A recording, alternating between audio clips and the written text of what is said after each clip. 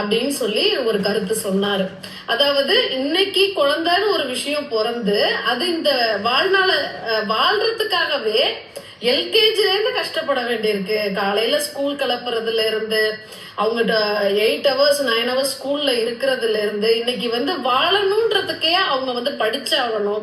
அடுத்த ஸ்டெப் சம்பாரிச்சாகணும். சம்பாதிக்க விஷயத்தை திரும்பி குடும்பத்துக்குன்னு செலவு பண்ணி ஆகணும்.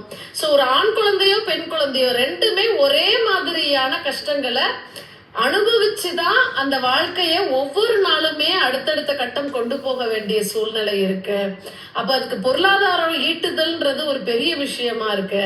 அப்படின்றப்போ ஏதோ ஒரு கஷ்டம் நம்மள்டேந்து உயிர் ஜீவிச்சு பிறக்கக்கூடிய உயிர் கஷ்டப்படுறத நம்ம பாக்குறது அதை விட கஷ்டம். ஏதோ ஒரு கஷ்டம் அதுவும் அனுபவிக்க தானே போகுது மனுஷ ஜென்மமா பிறந்து. அதனால நான் அதை தவிர்த்துட்டேன் அப்படின்னு ஒரு சமாதானம் சொன்னாரு. ஆனாலுமே அவர் சொன்னது கொஞ்சம் யோசிக்க தான் வைத்தது.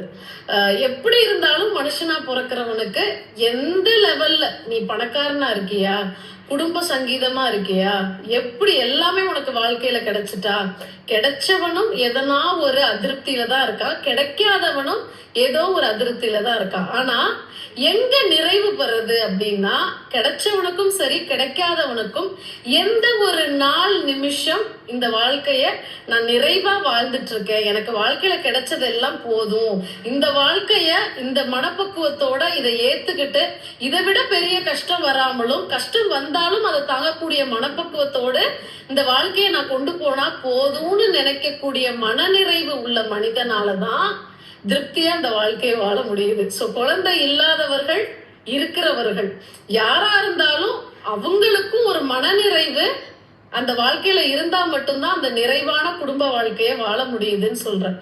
சோ நிம்மதி அப்படின்றது எல்லாமே கிடைச்சிடுறதாலேயும் வந்துடுறது இல்ல, கிடைக்காம போறதுனாலையும் வந்துடுறது இல்ல. சோ உங்களுக்குள்ள தம்பதிகளா ஒருத்தருக்கு ஒருத்தர் அன்பு செலுத்தி அந்த வாழ்க்கையில இந்த கஷ்டத்தை இதை விட தாங்கக்கூடிய கஷ்டம் வந்தாலும் அதற்கான மனப்பக்குவத்தை நம்ம வளர்த்துக்குவோம். இந்த வாழ்க்கையில என்னென்ன விஷயங்கள் கிடைச்சிருக்கோ அதை நிறைவா இந்த வாழ்க்கையை நம்ம 2 பேரும் சமாதானம் பண்ணி கொண்டு போகும். அதை தவிர்த்து குழந்தை இல்லாம என்னால வாழவே முடியாது அப்படின்னு நினைச்சா நிறைய குழந்தைகள் அப்பா அம்மா இல்லாத குழந்தைகளும் இருக்கு. அதை தத்து எடுக்கிறதுக்குன்றது ஒரு பெரிய மனப்பக்குவம் வேணும், மன தைரியம் வேணும். அதை செய்து கூட சரி பண்ணிக்கிறவங்களும் இருக்காங்க. ஸோ வாழ்க்கையை வாழ்றதுக்கு நிறைய ஆப்ஷன்ஸ் இருக்கு. நம்ம தான் அதை தேடி போறதில்லை. ஸோ நம்ம மன நிறைவுன்றது நம்ம கையில தான் இருக்கு. நன்றி.